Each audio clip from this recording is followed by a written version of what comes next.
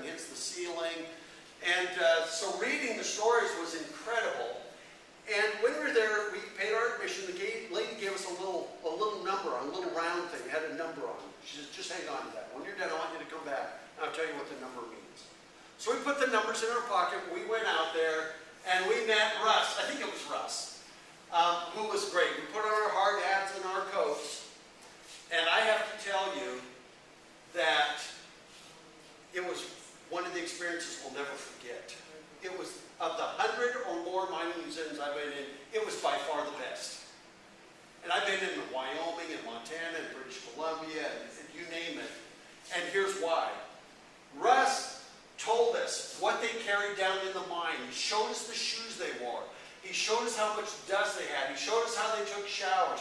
When you went down in the mine, you were bent over like this. And we were in there for 20 minutes and our backs started hurting. These people were in there for 14 hours a day. I mean, it was unbelievable. And he talked about the whole stories, what life was like, about the disaster, how it created an earthquake. He did such a good job that on the way out, we handed in our number, and the lady said, okay, let me look up that number. It says, oh, your number is so-and-so who was 27 years old. He had 3 kids, and he was killed in that 1958 bomb. He was crushed to death in an instant. And they told you the story of that miner. And I'll tell you, you about were in tears. And so my wife had her miner. See what I mean?